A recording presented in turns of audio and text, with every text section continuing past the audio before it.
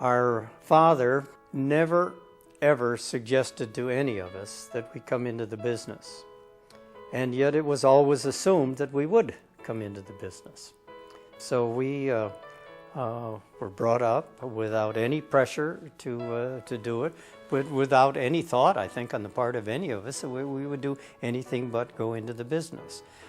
He talked the business all the time, so we knew an awful lot about it before we ever went to work in the business, and never doubted all through college and through the war years that we would end up working for Dayton's. I remember once the teacher asked me what we're going to do, and I said I think I'd like to go work for Dayton's. And he said, why? I said, well, it's interesting and it's worthwhile to the community. One of the things that my father drilled into us was that the name of the store was the same as our name, and so we had to be careful what we did, because if the bells weren't on the front page of the paper, it wouldn't necessarily be connected with General Mills.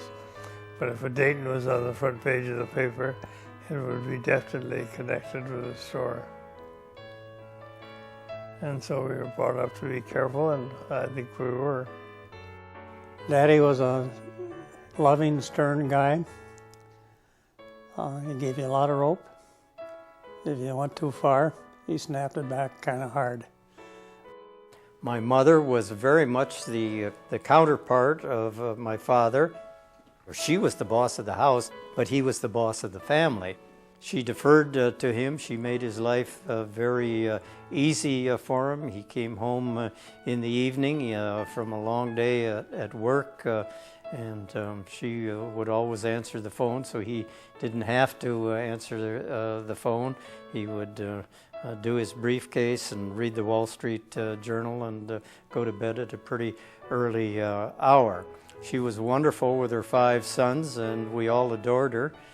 She was just everything that you would expect a great mother to be. Well, she was actually in the church. The garden and the farm interested her very much. She enjoyed gardening and so on.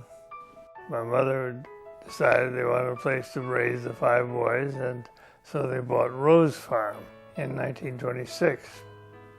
And of course, they didn't think Rose Farm was a very good name for a farm for 5 boys, and so they changed it to Boulder Bridge Farm, taking the name from a bridge that was over the lagoon when it flowed into Lake Minnetonka. Well, of course, it was the most glorious farm, one of the really great gentleman farms of the era, I would think, probably anywhere. It had 200 head of Guernsey cattle, 70 head of Belgian horses, all of them, of course, purebred Guernseys and purebred Belgians. We grew up at 2321 Blaisdell, by and large, mostly, and at Boulder Bridge Farm. I think much of our life together was really at Boulder Bridge Farm, because at 2321 we were all doing our homework and going to school most of the time, or the older ones off to college. But at Boulder Bridge Farm we were quite often very much together. Family rides on weekend mornings, working in the barns and on the farm.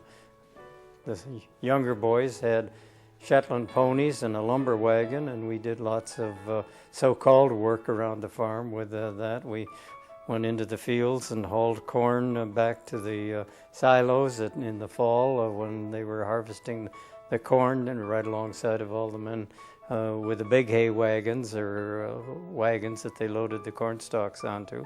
So we just had a marvelous time growing up. It was the perfect place for 5 boys to grow up.